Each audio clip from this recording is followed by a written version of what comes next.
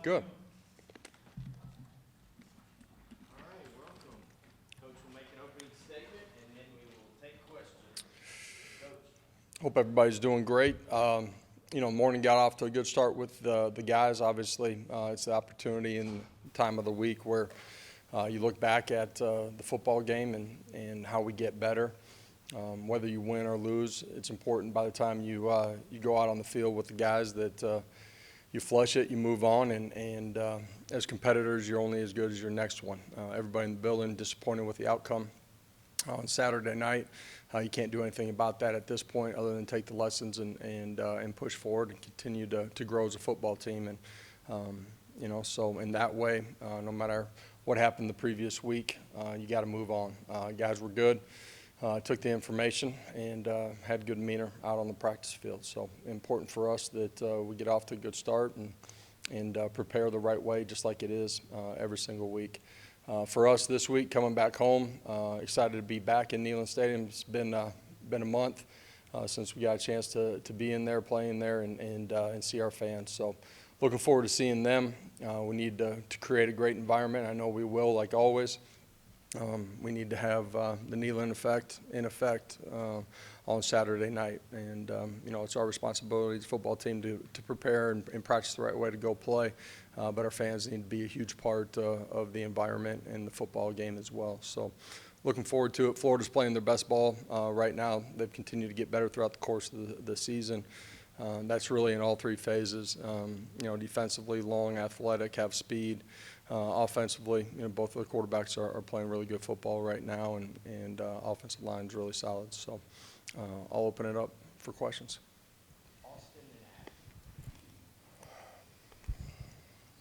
It doesn't feel like the last few games you all been able to establish any kind of tempo. Is there something going on that's keeping you all from being able to get to tempo? Have you been able to pinpoint it? And then, kind of where do you feel like the struggles on offense the last couple of weeks have resided? Yeah, this past week, offensively, you look at the football game, so many self-inflicted wounds, pre-snap penalties, playing penalties, miscommunication. So at times you're not playing on tempo. In the course of drives, when we've wanted to play with tempo, we've been able to do it and play efficiently. DSAM's a big run. There's multiple instances of it. At the end of the day, you got to play smart, effective football. The prior week, I certainly slowed things down in the second half and played a different style just because of the flow of the football game and trying to play all three phases together. For us, we got to do the ordinary things at a really high level. Last week, we didn't do that very well. The week before that, we did a lot of things really well. Josh, on pass protection, when you look back at the film, were the issues more pre-snap or post-snap? And why have odd fronts giving you guys issues? Structurally, that's what the last couple opponents have decided to play against us. Certainly capable last week of attacking it and performing better than we did, in the run game and in the pass game. Again, some of the things that we control, not taking anything away from Arkansas, but some of the things that we control, we did not handle very well. You heard me say it already, but communication was a big part of it, and then the penalties. Just changes the way the game's played. Too many third and longs. So we got to be ready, go attack what we see on game day. Kind of following up on some of that defensive structure. I know you've seen every defensive structure against your offense for a long time. Yeah. Is there anything that the last 2 weeks have done to make it that those guys are making it harder on Nico, that it's harder for him to decipher because of what they're doing in the back end? No, Nico played really well a week ago. Clean in his decision-making, decisive, accurate with the football. This past week, first play of the ball game, rips a nice ball. Some of all parts as the game went on, we didn't play as clean.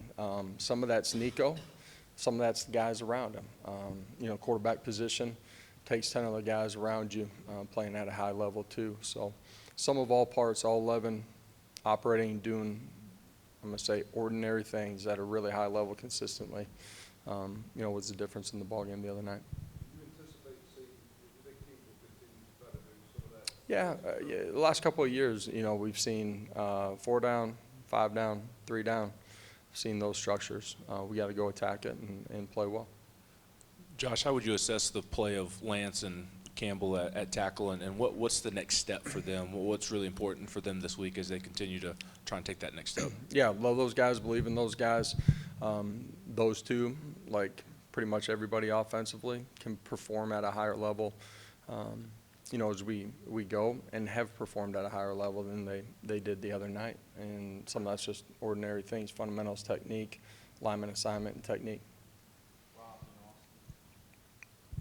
Coach, specifically on the Arkansas's pass rush, was that more a result of communication, just flat out one-on-one battles? Some of it was just one-on-one battles. When you look back at and it's easy to be Monday morning quarterback, but that last minute, I think You're the lead Monday. You're the first you're string right. guy. I am. I'm leading the charge. Okay, first string. You hit the big Hubbs, play you to must be second Dante. string. Looking back, do you wish you'd called a timeout there, or were you just trying Which to at get- the end of the game? Yeah. Yeah, in hindsight, yep, for sure. As I recognized that we weren't immediately ready, thought about going to timeout, then I thought we were ready to get the ball off in the next couple of seconds. And, every timeout at the end of the game creates a different scenario where you're not pushing the ball into the end zone, forced to push the ball into the end zone. So, yep, absolutely. Looking at Florida, what are the challenges in preparing for 2 quarterbacks? And if you would, can you kind of break down what each of those guys do well? Yeah, I think both of them have played smart football. They've been accurate with the football, in particular, the last couple of weeks. They both operate within the system extremely well. Both have the ability to run the football and move and extend and make plays. The young kid is dynamic with the ball in his hands.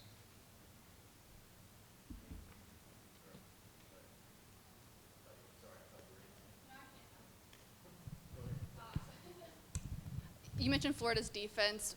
Against their game against UCF, Tyreek Sapp had a really great game, sacked the quarterback, I think, 5 times. What's kind of the game plan as you get ready for a quarterback or a defense that does like to blitz as well? Yeah, they're multiple in what they do. That's their fronts. It's their coverages on the back end. It's the pressures that they apply. And they can get to the quarterback with just a 4-down front, too. So, for us, communication, understanding where we're working to, recognizing the pressure. That can be, the front 5 guys. It's your back. It's your tight end at times as well. All got to be in sync. And then you got to play, good football. You got to play with fundamentals and technique and win your one-on-one. But another part of that is going and winning on the outside, doing it quickly, and quarterback being decisive. All 11 guys got to play together. Josh, Dylan said after the game he thought that maybe you guys were maybe a little lackadaisical during the open date. You obviously harp on routine and preparation quite a bit. Did you sense anything different in your team's prep, either the extra week, or even going into last week? I thought Tuesday's practice bye week was really good. Wednesday's was a different type of practice. I thought our preparation was solid last week. End of the day, we didn't go perform the way we needed to, and so that's personal accountability and team accountability.